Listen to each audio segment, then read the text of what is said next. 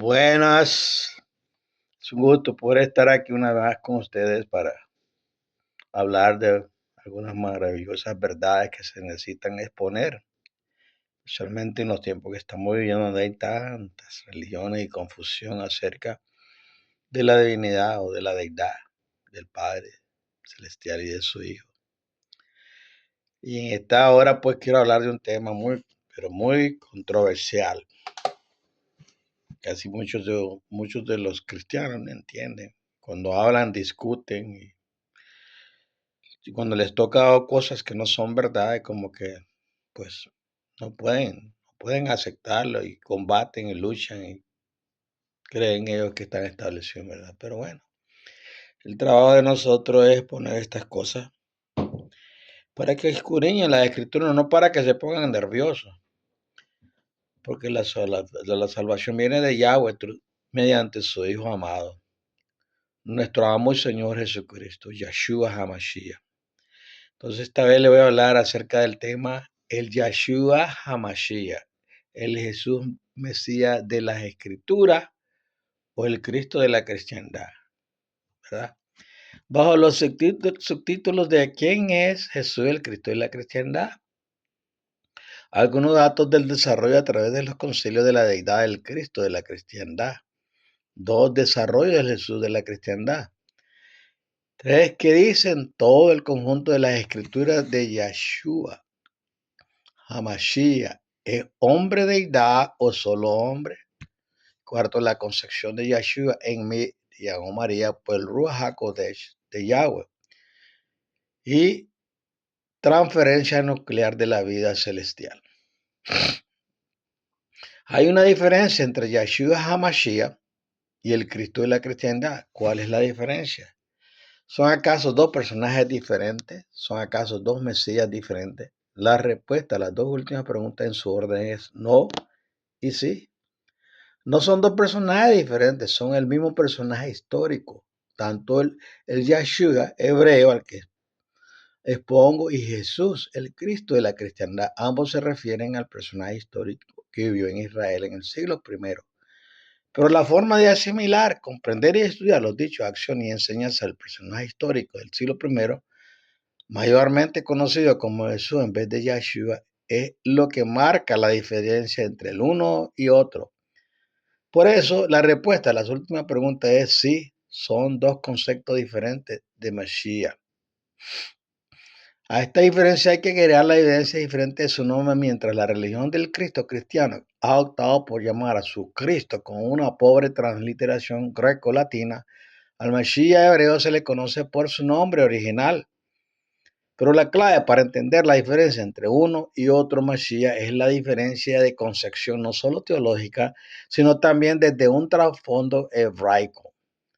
Es interesante destacar cómo en el Nuevo Testamento el término griego Kyrios quiere confundir a los verdaderos creyentes con relación a la designación de Jesús.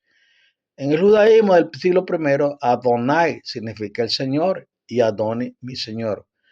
Cuando en el judaísmo se hace una referencia a Dios, se dice Adonai. Cuando se habla con una persona, se dice Adoni.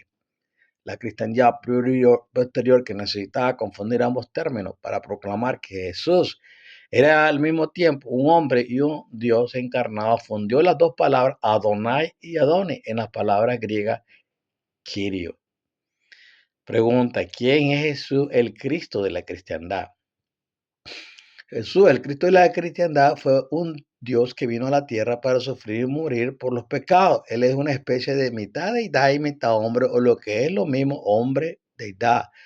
Según la creencia popular de la cristiandad, Jesucristo es parte de la deidad cristiana que está compuesta de tres dioses. Jesús, el Cristo, es la segunda manifestación de la deidad cristiana. Algunos datos del desarrollo a través de los concilios de la deidad del Cristo de la cristiandad. Constantino y el cristianismo. Constantino tras su conversión. Seguramente Constantino sea más conocido por ser el primer emperador romano que autorizó el culto cristiano. Los historiadores cristianos desde lactancia se cantan por un Constantino que adopta el cristianismo como sustituto del paganismo oficial romano. El historiador y filósofo Voltaire, no obstante, aseguró que Constantino no era cristiano y no sabía qué partido tomar ni a quién perseguir.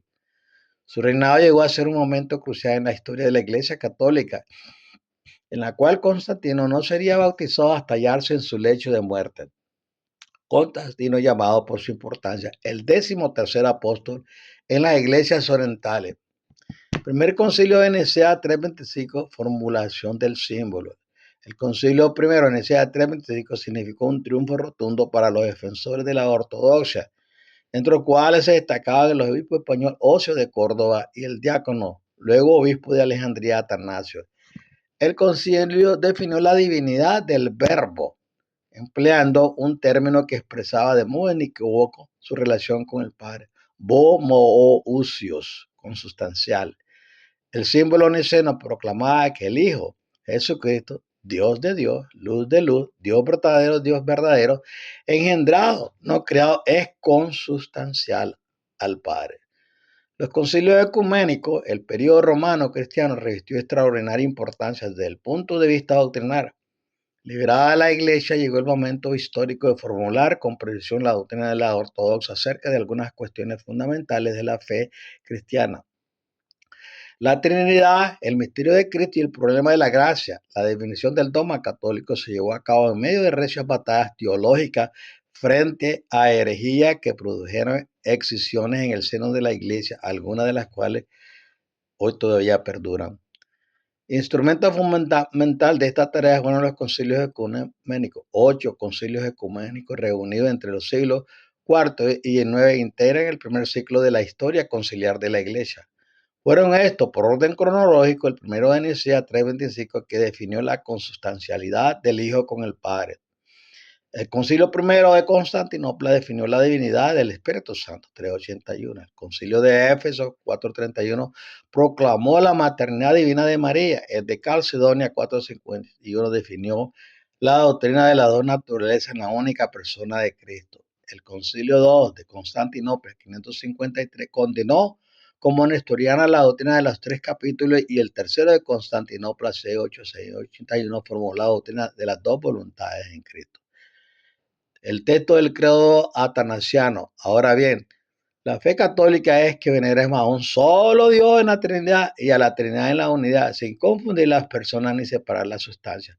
Porque una es la persona del Padre y el Hijo, y otra también la del Espíritu Santo. Pero el Padre y el Hijo y el Espíritu Santo tienen una sola divinidad, gloria igual y coeterna majestad. Cual el Padre, tal el Hijo, increado también el Espíritu Santo, increado el Padre, increado el Hijo, increado también el Espíritu Santo. Inmenso el Padre, inmenso el Hijo, inmenso también el Espíritu Santo. Eterno el Padre, eterno el Hijo, eterno también el Espíritu Santo. Y sin embargo, no son tres eternos, sino un solo eterno, como no son tres increados ni tres inmensos, sino un solo increado y un solo inmenso. Igualmente en omnipotente el Padre, omnipotente el Hijo, omnipotente también el Espíritu Santo.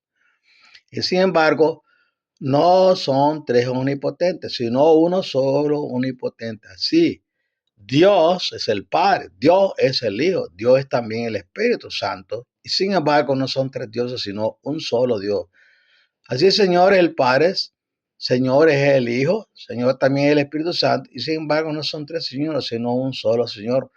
Porque así como la cristiana verdad son compelidos a confesar como Dios y Señor a cada persona en particular, así la religión católica nos prohíbe decir tres dioses y Señor. El Padre por nadie fue hecho, ni criado, ni engendrado. El Hijo fue por solo el Padre, no hecho ni criado, sino engendrado. El Espíritu Santo del Padre y del Hijo no fue hecho ni criado, sino que procede. Hay consiguientemente un solo Padre, no tres padres, un solo Hijo, no tres hijos, un solo Espíritu Santo, no tres Espíritus Santos. Y en esta Trinidad, nada es antes ni después, nada mayor o menor, sino que las tres personas son entre sí coeternas y coiguales, de suerte que, como antes se ha dicho, en todo hay que venerar lo mismo, la unidad de la Trinidad, que la Trinidad en la unidad. El que quiera pues salvarse, así ha de sentirse acerca de la Trinidad. Poco confusión. El Papa Eugenio IV, Concilio de Florencia, sesionó el 8-22 de noviembre de 1439, es cátedra sexto. Ofrecemos a los enviados esa regla compendiosa de la fe compuesta por el bendito Atanasio, que es la siguiente. Ahora bien, la fe católica es que veneremos a un solo Dios en la Trinidad y a la Trinidad en la unidad, sin confundir las personas ni separar la sustancia. Porque una es la persona del Padre, otra la del Hijo y otra la del Espíritu Santo. Pero el Padre y el Hijo y el Espíritu Santo tienen una sola divinidad, gloria igual y coeterna majestad. Y en esta Trinidad nada es antes o después, nada mayor o menor, sino que las tres personas son entre sí coeternas y coiguales. De suerte que, como antes se ha dicho, en todo hay que venerar lo mismo, en la unidad en la Trinidad que la Trinidad en la unidad. Pero es necesario para la eterna salvación creer también fielmente en la encarnación de nuestro Señor Jesucristo. Hijo de Dios, es Dios y hombre. Eso parece un crucigrama. El desarrollo de Jesús, del Jesús de la cristiandad. Jesús el Cristo de la cristiandad nació desde conceptos greco-romanos de filosofía greco-romana a partir del siglo I. Y a través de los concilios, el Yeshua real e histórico fue revestido de la cultura greco-romana de conceptos de divinidad, fe, Dios, deidad, fueron aplicados desde la perspectiva greco-romana y aplicadas a la realidad hebraica de Yeshua, el personaje real. El resultado de asimilar todos estos conceptos y todas estas perspectivas greco-romanas tuvo como resultado a un Cristo cristiano. ¿O podemos de verdad pensar que es conciencia que la palabra griega Cristo la usan de casualidad? Podemos mirarlo de esta manera. ¿Qué sucedería si nuestro maestro de historia nos pidiera un ensayo biográfico sobre un personaje real de los Estados Unidos de América?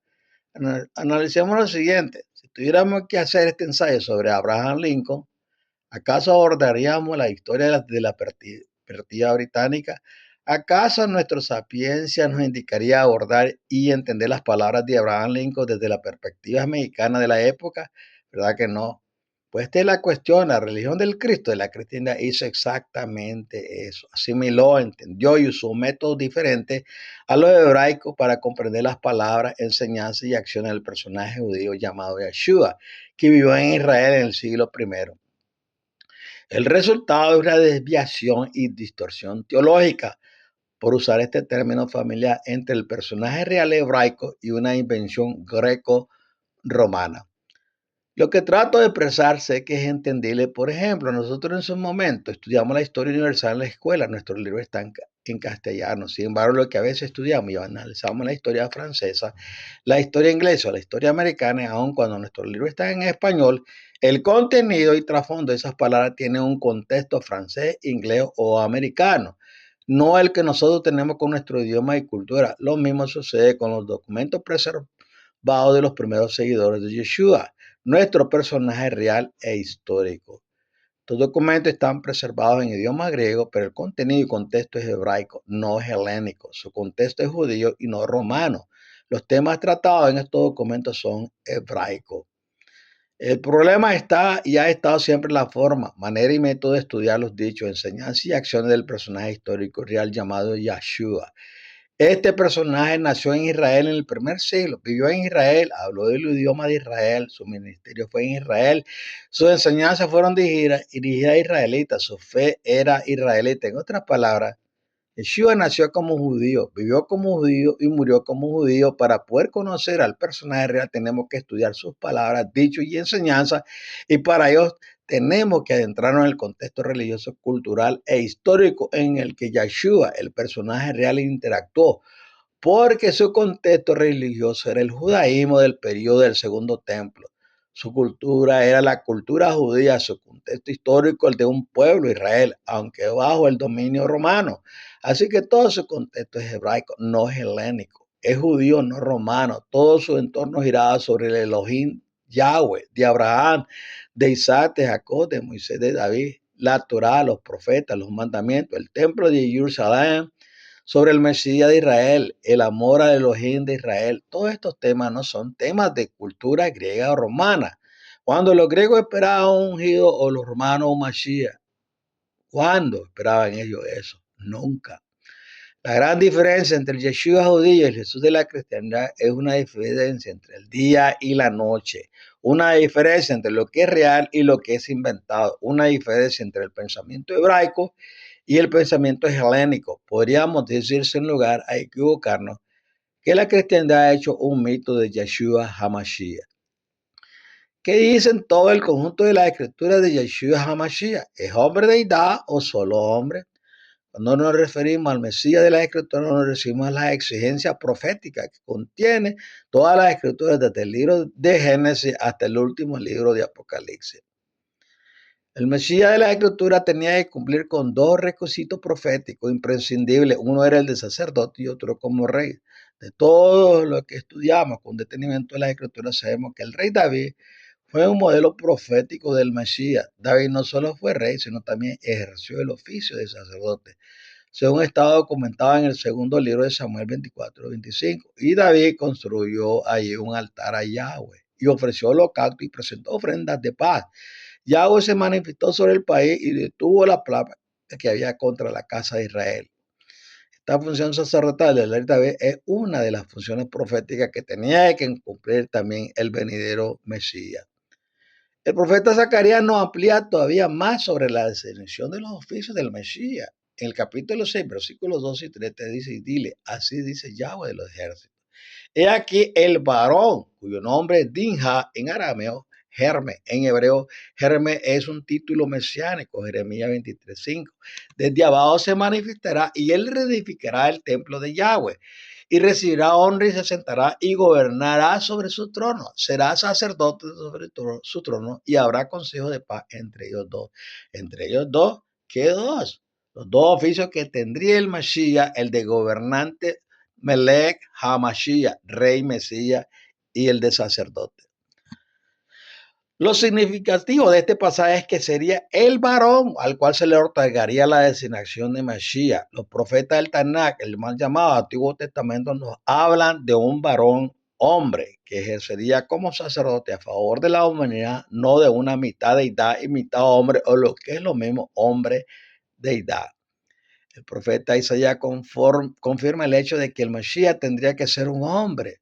Según los documentos en su capítulo 53, versículo 33, despreciado, marginado, hombre doliente y enfermizo, como de taparse el rostro para no verlo, despreciable, un don nadie. Los evangelios o más sobre en sus registros confirman este hecho. Mateo nos documenta que cuando el ángel se le apareció en sueño a Joseph o José, le transmitió que Miriam o María concebiría, daría a luz un hijo. En esta ocasión, María dio a luz o parió a un hijo. Las mujeres dan a luz niños, no dan a luz niños dioses. Mateo 1, versículo 21-22. Lucas lo describe de manera similar en 2, 22 al 23. Al cumplirse los días de la purificación de ellos según la Torá de Moisés, Levítico 12, versículos 6 al 8, trajeron al niño a Jerusalén para presentarlo ante Yahweh, tal como está escrito en la ley de Yahweh. Todo varón que abra matriz sería llamado santo de Yahweh. Todas estas descripciones manifiestan una naturaleza humana, no una combinación de deidad humanoide. Saúl de Tarso, al dirigir su carta a la congregación de Corinto, en sus capítulos 15, versículos 21 y 22, expresa, porque habiendo venido por un hombre la muerte, Adán, también por un hombre, deténganse, Mashiach, viene la resurrección de los muertos. Pues del mismo modo que por Adán mueren todos, así también todos reviven en Mashiach, el Cristo. En varios de sus escritos, Saúl manifiesta el mismo razonamiento, demostrando que el Mesías tendría que ser hombre como exigencia profética para poder satisfacer los requisitos para un rescate equilibrado para toda la humanidad. Romanos 5:15. Pero con el don no sucede como en el delito. Si por el delito de uno murieron todos, cuanto más la gracia del Eterno y el don otorgado por la gracia de un hombre, Jesucristo, se han desbordado sobre todo. En la primera carta dirigida a sus discípulos, Timoteo hace una declaración explícita al respecto en el capítulo 2, versículo 5, porque hay un solo Elohim o Dios y también un solo mediador entre Elohim, Dios y los hombres, Cristo Jesús, hombre también. El escritor de Hebreos nos transmite este mismo concepto. Capítulo 2, versículo 9 dice, pero aquel que fue hecho inferior a los ángeles por un poco, a Jesús, le vemos coronado de gloria y honor por haber padecido la muerte, pues por la gracia del Eterno gustó la muerte para bien de todo. Capítulo 2, versículos 14 y 15 de Hebreos. Por tanto, como los hijos comparten la sangre y la carne, así él compartió las mismas para reducir a la impotencia mediante su muerte al que tenía el dominio sobre la muerte, es decir, al diablo, y liberar a los que por temor a la muerte estaban por vida sometidos a la esclavitud. Capítulo 4, versículo 15 de Hebreos. Porque no tenemos un sumo sacerdote que no pueda compadecerse de nuestras debilidades, sino uno que fue tentado en todo según nuestra semejanza, carne, hombre, pero sin pecado. Ese es el honor y la honra que le debemos dar al Mashiach. ¿Cómo hizo él para triunfar en una naturaleza caída todos los deseos de la carne y poder someterse a la voluntad de su Padre? No le quitemos la humanidad al Señor, señores, porque lo que están haciendo nomás es predicando una doctrina anticristiana. Y la Biblia dice que el que no confiesa a Jesús que vino en carne es el anticristo. El concepto de la Escritura es proporcionar la salvación de la humanidad por medio de Mesías como rescatador, y para esto se necesitaba un Mesías hombre, ya que el primer hombre, Adán, fue el que por medio de su transgresión nos ocasionó la muerte. Así que la exigencia profética era no un rescatador mitad hombre y mitad Dios, sino un hombre, como se ha documentado a través de toda la exposición de este estudio. Cualquiera que quiera designar al Mesías una naturaleza diferente del que dice en las Escrituras no está hablando del Mesías esperado desde el origen en Génesis 3:15. La concepción de Yeshua en Miriam por el Ruach HaKodesh de Yahweh. De igual manera, Gabriel le dijo a Miriam: María, la joven virgen prometida a Joseph, Shalom, altamente favorecida, Yahweh está contigo. A continuación le anunció que daría a luz un hijo que lo llamarás Yeshua, porque él salvará a su pueblo de todos sus pecados. Mateo 1:21. El Evangelio de Mateo, Evangelio de Deutelei, también llamado Hijo del Altísimo, y Yahweh, Ajá Elohim, le dará el trono de ahí su padre, y de su reino será eterno. Lucas 1:26 al 38. Traducción.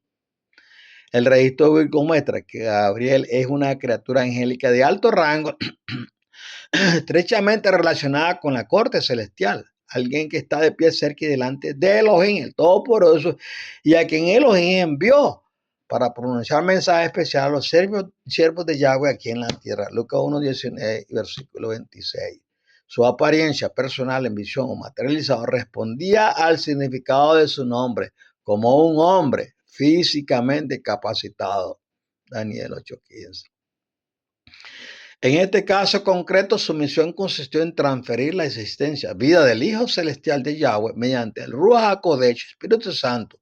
Es interesante que en este proceso de transferencia nuclear programada, la joven judía elegida se sometió de buena gana y voluntariamente con una actitud de humildad y complacencia. He aquí la sierva de Yahweh. Hágase conmigo conforme a tu palabra. Lucas 1:38. Transferencia nuclear de la vida celestial. Hacemos inciso en esta parte, ya que aquí tenemos el hecho más significativo e insólito en toda la historia terrestre sobre la reproducción de un nuevo ser humano mediante la intervención directa del Altísimo sobre el útero de una humana, María, Miriam. Podríamos llamarle a esto una transferencia celestial. El poder del Altísimo te cubrirá con su sombra.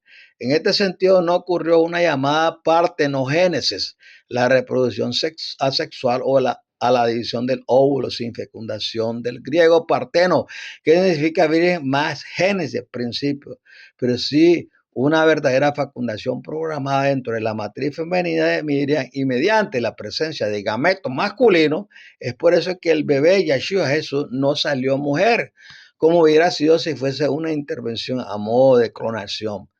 Para que se produzca la división del óvulo femenino a fecundar y la creación de un nuevo ser, necesitan otros 23 pares de cromosomas, ya que las células sexuales, a diferencia de la del resto del cuerpo, no poseen 46, sino 23 pares de cromosomas.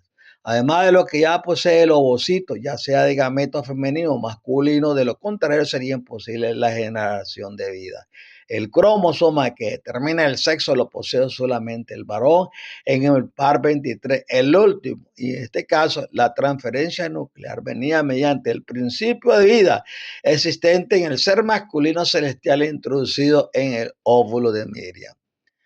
Ya sabemos que si el espermatozoide tiene en su último par los cromosomas 2X, el individuo será mujer. Pero si los cromosomas son XY, el cromosoma Y es el determinante sexual. El individuo será hombre, como así fue el caso del bebé Yeshua, nacido de María. Esos 23 cromosomas carentes tendrían que ser teletransportados hasta dentro del cuerpo del óvulo y luego el núcleo o gameto que contiene estos cromosomas fusionado al núcleo del ovocito para que pueda comenzar la división. Queda claro que para todo esto se necesita la intervención de algo o alguien, es decir, el Ruach HaKodesh, la fuerza superior de Yahweh, Ajá Elohim. De ahí que el registro diga lo que ha sido engendrado en ella es por espíritu de santidad, el Ruach HaKodesh, Mateo capítulo 1, versículo 20.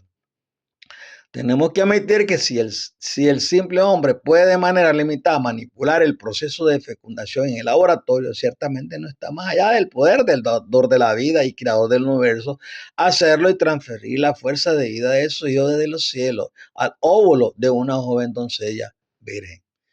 En la escritura tenemos muchas intervenciones divinas para la procreación ayudada. Así, por ejemplo, Sara es un ejemplo positivo de la intervención en la reproducción humana por parte de los visitantes angélicos. Génesis 11, 30, capítulo 17, versículo 19, capítulo 21, 1 y 2. Raquel, la esposa estéril de Jacob, se dice de ella que Yahweh la oyó y la respondió por cuanto le abrió la matriz y ella quedó encinta y dio a luz un hijo. Génesis 30, versículos 2 y 22 y 23.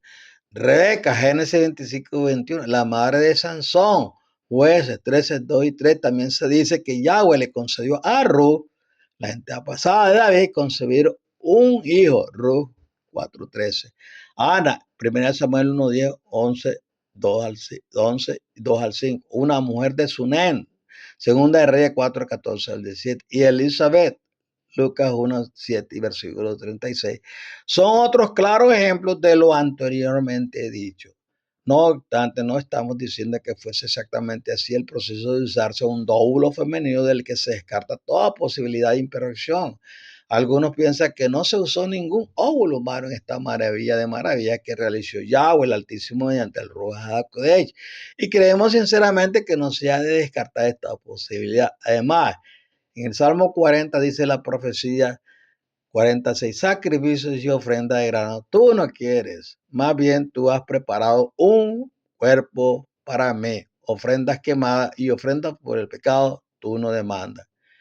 En este texto citado en Hebreos 10:5 está verificado por los manuscritos del Mar Muerto y nos habla de un hombre que Yahweh ha preparado un cuerpo para venir a la tierra porque el rollo de la Torah testifica de él. Versículo 7. Los judíos ortodoxos lo han cambiado en sus textos más sobre ti y han puesto, tú has abierto mis oídos para esconder lo que en verdad dice. Si este cuerpo preparado estaba ya celestialmente diseñado, tampoco era necesario el uso de un óvulo humano. Tan solo la implantación, la transferencia nuclear celestial ya realizada por Yahweh en la matriz humana sería lo propio. Fuere como fuese dicho proceso, lo que sí sabemos es que el Ruach HaKodesh en su intervención asumió todo el control de la gestación humana en el vientre de María. Y por eso ahora entendemos por qué Yeshua a su propia madre le dice mujer repetidas veces y no madre. Comunicación angelical. Sucedió bajo los árboles grandes de Manré cuando Abraham es visitado por 3 mensajeros angélicos no humanos. En el pasaje bíblico, uno de los 3 extraños visitantes reafirmó que Sara, la esposa estéril de Abraham, daría a luz un hijo. Al oír esto, Sara empezó a reírse dentro de sí, diciendo, después de que estoy gastada, verdaderamente tendré placer siendo de más viejo mi señor. Cuando se le reprendió por reírse, Sara negó con cierto temor haberlo hecho. Génesis 18, 1 al 15, Romanos 9:9. En este pasaje tenemos una clara descripción del poder angélico de comunicación. Sara fuera de la tienda, pero con un oído muy fino oyó la afirmación del mensajero y piensa en la situación haciéndole humor. En ese instante, el ser no humano conoce el pensamiento de Sara, un poder que en más de una ocasión se percibe en estos mensajeros celestiales. En los días de Jacob, el registro bíblico nos informa no solo de la lucha durante toda la noche del patriarca Jacob con un emisario ángel de Elohim, sino que también se nos informa que debió haber una puerta celestial de comunicación entre los patriarcas y Yahweh mediante un conducto angélico de comunicación mientras se encontraba uno en un estado de inconsciencia en el sueño. Y es este estado de sueño es el modo más eficaz que se utilizó para comunicación entre los ángeles emisarios y el ser humano. Génesis 28, versículos 10 al 22. Shaul de Tarso, también llamado Pablo, mencionó en ciertas ocasiones que podía hablar en la lengua de los ángeles. 1 Corintios 13:1. Aquí pues está otro don divino, la lengua de los ángeles. Por mucho tiempo Elohim ha estado hablando a sus criaturas angélicas en su lengua y ellas llevan a cabo su palabra. Salmo 103:20. Él y su Hijo Espíritu no tienen necesidad de una atmósfera que hace posible las ondas y vibraciones del sonido necesario para el habla humana. Desde el plano en que ellos están, nuestra física no tiene validez alguna. De modo que el lenguaje angélico está más allá del concepto o logros humanos. Puede transmitir un mensaje que nuestra mentalidad decodifica de acuerdo con los valores semánticos de cada idioma original, de cada cultura y lenguaje. Para hablar a los hombres como mensajeros de Yahweh, los ángeles tienen que usar lenguaje humano claro y entendible. Génesis 22:15.